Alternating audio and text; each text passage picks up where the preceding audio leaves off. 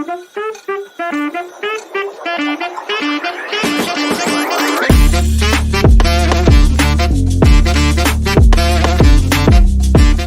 welcome guys. It's the IPL month, of course. Champions Trophy is over. India won that. But the action does not end in this month. 22nd March, we will be back for the IPL as well. So let's, kickstart this season with KKR versus RCB. That's the first match of the season anyway. And we can't already wait for it. And we will try to break down all the teams that are participating in the IPL in this season right here. So let's, without further ado, let's get into it. If you have been watching the videos, you know Mukul has been pretty spot on about his predictions, especially in the last one where you did speak about Kuldeep Yadav, needing to perform, and then he takes the two crucial wickets, I would say, of Rachin Ravindra and Kane Williamson. So the predictions have been pretty spot on as usual. Let's start with the first team, Mukul. Let's start with KKR, the defending champions. They are playing first as well. They will be kickstarting the season. Without their captain Shreyas Iyer, without Gautam Gambhir, who both of whom have left obviously and done great things internationally. But now the new lineup is here. Sunil Narayan still here, a few others as well. But I think a slightly weaker lineup for KKR now. Yeah, I mean, just to quickly rewind first, I in the last video I wanted to say that you should make a few of your teams with Kuldeep as your captain, but I thought maybe I'll leave it. But I did not say it, but I just wanted to say in the end. And gladly, because I was not sure he's going to play, but gladly he played and he did perform. I know he only took 2 wickets, but the fact is he took like 2 of the top performance in New Zealand. So most, I would say, at least 40-50% of people would have Rachin or Kane Williamson as their captain or vice captain. So if they did not score that many runs, they are immediately factored out of the competition. So that also makes a huge different kind of impact in the teams. Regardless, it was just like I said in my previous video also, it was just based on the book, what I saw, the squad and the conditions. So that's it. Coming to the IPL, I mean, that's the only major tournament. Now we are all individual team supporters, no nationality. KKR is, they have maintained the core. So they have under Russell and Narayan has been their core from quite some time now. And since they found Varun Chakravarti and Venkatesh Iyer, they have also been part of the squad. Keep in mind, Varun Chakravarti was a KKR and Venkatesh Iyer is also a KKR product. Varun Chakravarti, if you remember, his career started and ended in 2021 in 2 matches only when India played in UAE only and against Pakistan, New Zealand. Pretty flat bowling performance because of DO or whatever. And then India was knocked out from the group stages and it was Varun Chakravarti was hyped up as a mystery spinner, but he could not perform at all.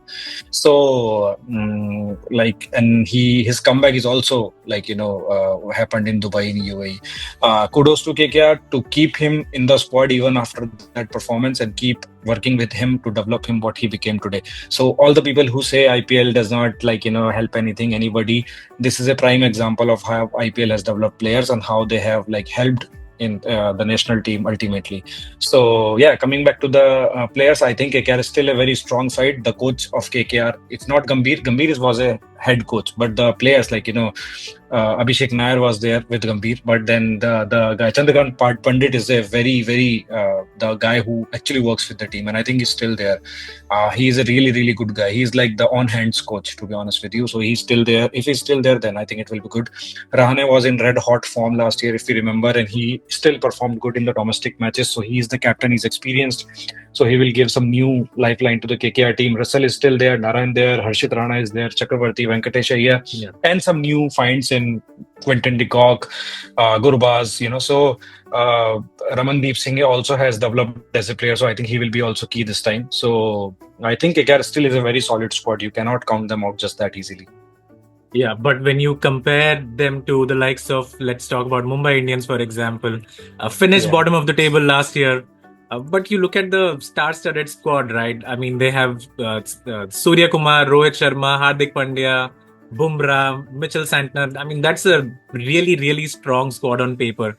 And I think that we discussed last year as well. They were a strong squad on paper.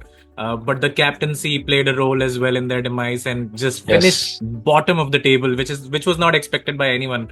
I feel like. So, what do you think happens in their season this time around? I think MI is obviously an excellent squad this time. They have made it even stronger, and I think all the captaincy and coaching issues are resolved. Mark Boucher was one of the factor. He's not there anymore.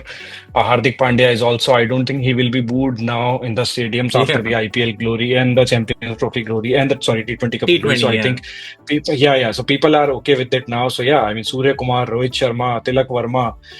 They have Hardik Pandya, Will Jacks, Santner, and then this Bumrah and Bolt is back. Mujibur Rahman is there, and then Deepak Chahar is there. So, and one guy, Allah Ghaznafar, is injured, but he would have also been really really good. So yeah, it's a power packed squad like it has always been. But yeah, winning IPL is a tough tournament. Winning IPL is not easy at all. So I don't think it will be easier for them also. But yeah, good overall, excellent squad. There are barely any gaps. If you look on the paper, the coach is also Jayawardene now, who has also been successful with MI. So they look ready to win another, but let's see. yeah. I mean, that squad looks like they could win international tournaments as well if they played for a long Yes, period. So, 100%. yeah, 100%. Yes. and let's speak about our favorite teams then, Rajasthan Royals. One of the teams that does not usually spend a lot of money, but look at the talent that's coming in. Ravindra Jadeja came in from our academy as well, so he did pretty well in international tournaments. Now we have another player who is 13 years old. He will be participating as well, youngest IPL player ever in Vaibhav Suryavanshi. Of course, lost Josh Butler as well. So I think the squad has overhauled a bit, but again, kept the core. Sanju Samson is still there. Jaiswal is here as well. What do you think? How the season looks for them? Just to add on that, like it was Rajasthan, a little hot sure. and cold last year as well, right? 4 wins in a row, we thought it was going great, and then 4 losses in a row. Uh, yeah, what did you make of the season last year and now this one as well? See, Rajasthan has always been kind of an underdogs. Nobody takes them Mm. seriously. There is no superstars in the team. There is no Jaiswal is kind of developing a little bit, and Sanju Samson also, but still in comparison to likes of Virat Kohli and Dhoni and Rohit Sharma, the kind of aura they generate, Rajasthan Royals is not that great. Like if you look at the popularity, Rajasthan Royals you would look Rajasthan Royals from the bottom, like Yeah, yeah. So yeah, but the players they can surprise in the auctions. Obviously they lost Butler, they lost a few other players also initially. Like Miller was part of Rajasthan Royals, Livingston was a part of Rajasthan Royals initially, not last season, but yeah, previously. But they lost all of those players. So yeah. But they have gotten Jofra Archer back, who was a part of Rajasthan Royals initially. They have got him back. I don't know how many. I hope he does not get injured and play the full season. That will be a really good addition. And they have some frugal and good buys, which they have. Like they got Tushar Deshpande, they got Akash Madhwal, they got Theekshana. So they got like a CSK bowler, an MI bowler. Sandeep Sharma was really, really good last time. So he's also part of the squad. And then Hasaranga is there. Nitish Rana is a very decent buy. So yeah, they have some good players which can who have that hunger in themselves to perform on the big stage, have been performing probably in to find a place in the national squad. So yeah, Rajasthan Royals can surprise, to be honest with you. Yeah. It can.